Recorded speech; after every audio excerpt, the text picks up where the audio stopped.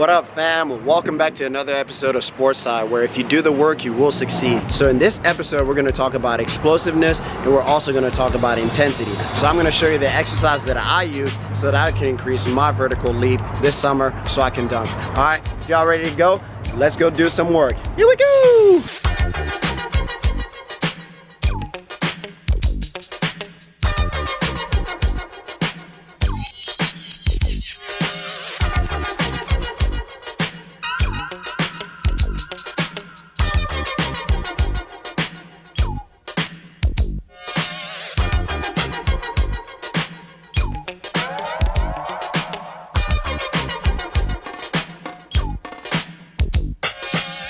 Like a jungle sometimes.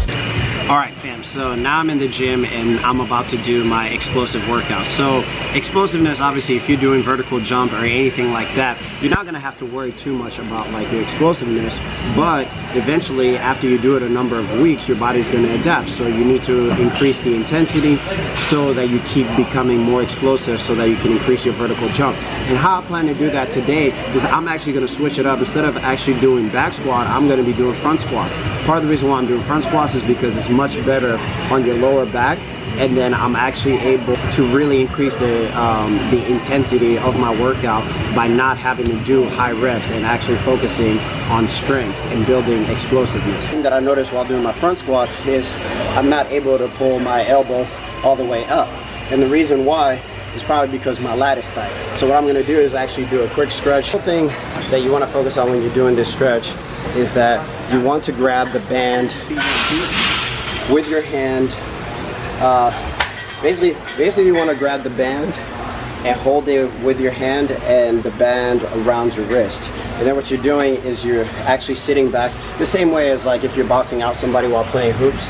And while you're boxing somebody out, basically what you're doing is you're bending your knees, pushing your hips back, and you're keeping your arms straight. The other thing that you want to do is you actually want to push your chest forward so you have a big chest. So what this will allow you to do is really get that full lat stretch. And once you get that full lat stretch, your range of motion will be increased, as you can see here. So when I jump to my warm-up set of my front squat, I'm actually doing 185.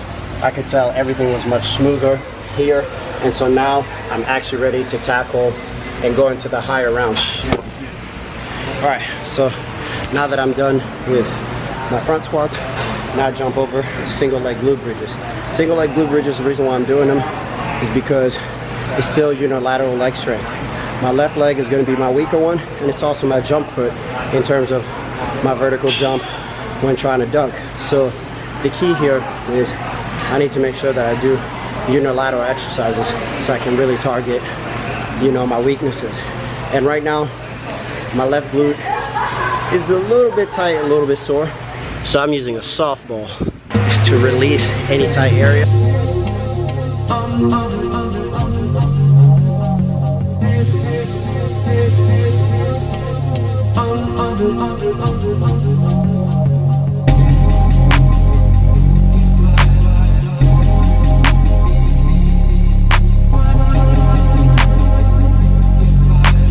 But anyways, so when I'm doing the standing calf raises, one thing that I've noticed since I started this training regimen is that before I used to try to go for doing like 10 to 15 reps, and there's not necessarily anything wrong with that. It's just it doesn't work well with the gastrocnemius, which is the muscle that I need to focus on if I'm focusing on explosiveness.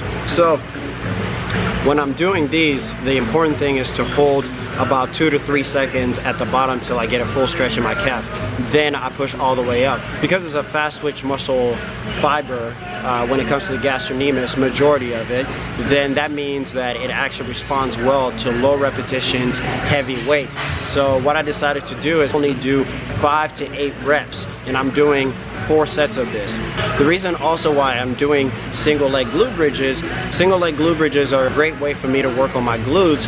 When it comes to glutes, where they're different than the gastrocnemius that I'm trying to work on in terms of explosiveness, glutes are mainly a slow twitch muscle fiber. They're slightly more slow twitch, so it works with higher repetitions. So that's why when I'm doing single leg glute bridges, I'm doing reps of 12. So if there's anything that you can take from just these exercises that I'm doing, if you're gonna do the standing calf raises and you're trying to work on the gastrocnemius, you need to make sure that you have lower reps, heavier weight, and if you're gonna be working on your glute bridges, you actually have to do a lot of repetitions. You can't just do very low repetitions like 8, because that's really not gonna get anything. And when you're doing your single leg glute bridges, it's very important to keep your core tight, because that's what's actually gonna allow you to really drive that hip and make that glute activate at the top of the exercise.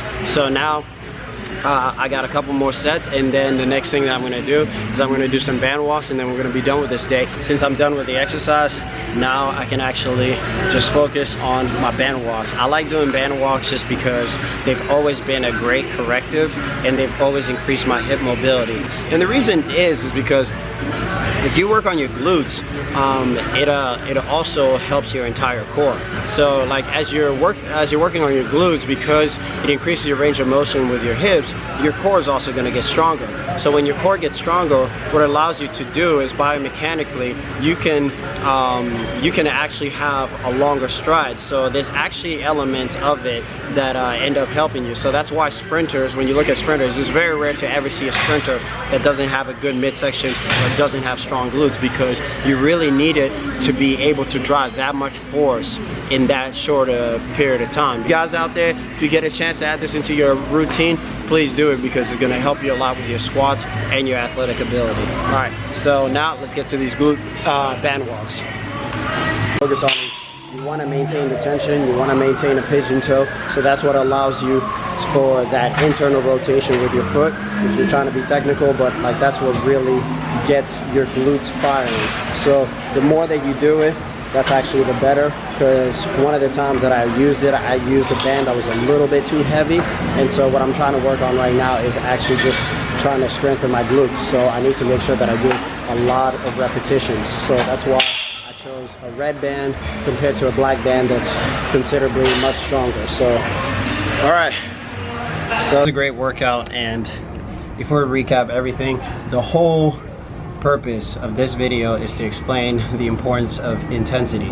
I've always enjoyed using back squat, but after a while with back squats it becomes very difficult to increase the intensity without running into injury. Today, first exercise that I worked on, front squats. Next thing that I did, I decided to do a superset of single leg glute bridges. I supersetted that with the standing calf raises, which we've seen get me a lot of progress so far in this series, and so I want to continue that. And one of the things that I actually found based on research is actually that if you're looking at sprinters, because sprinters tend to have fast twitch muscles, and I had to think about it as well, if I'm going to train a fast twitch muscle, I need to make sure that I train it properly. So if you're training a fast twitch muscle, you need to make sure that you're lifting very low reps, heavy weight. And that's the best way that you're actually really going to develop it, and that's the best way that I'm going to develop my gastrocnemius, which is the one that I need the most for explosive power to increase my vertical jump. And then to increase my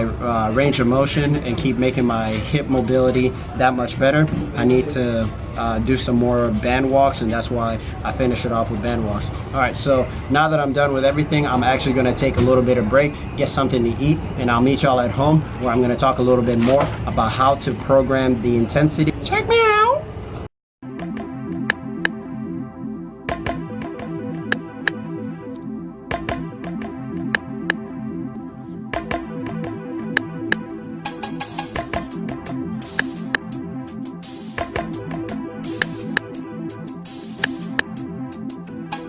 So I haven't gotten home yet, but I decided, it was a nice sunny day, so I just figured I'd come here and chill by the beach. It's a nice sunny day. We're out here in Manhattan Beach.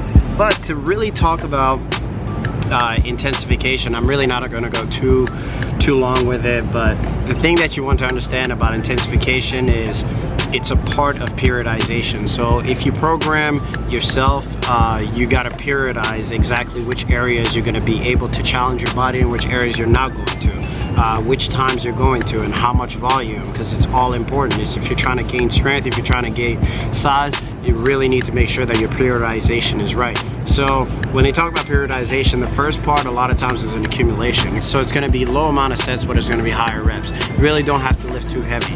Once it gets into the intensification, you're doing less reps, but you're doing more sets. The reason why you want to do intensification, like to put it in perspective as to what time you would find it in an athlete's calendar. Let's say you're a college football player. You just finished playing college football and it's in January. It's like late January or early February. So the next thing you're trying to prepare for is the draft. That's when you have combine prep. So during combine prep, let's say, so it's February and then you're gonna go and the draft is gonna be April and you have pro days and combine in between. If you wanna, the accumulation phase probably would have started towards the end of January and gone into middle of February. By the time the combine comes around, you will have gotten to the intensification, but probably a week before maybe you dial it back so that your performance is at fully healed. So the purpose of intensification is that after you've gotten the accumulation, it allows your central nervous system to increase its threshold, and therefore you can actually get stronger. I've done it before when I was doing like some squats, squat programs, and you know, I've definitely seen results from it. That does it over here at SportsCy, here live from Manhattan Beach. Hopefully you enjoyed this episode. Don't forget to subscribe, and here I want y'all to be winners. That's the whole thing that we all want to achieve, is we want to be winners at everything in life. So don't be a don'ter, be a doer. I'm a doer! What? I'm a doer! I'm a doer! I'm a doer! I'm a doer! I'll catch y'all next time. Shake me!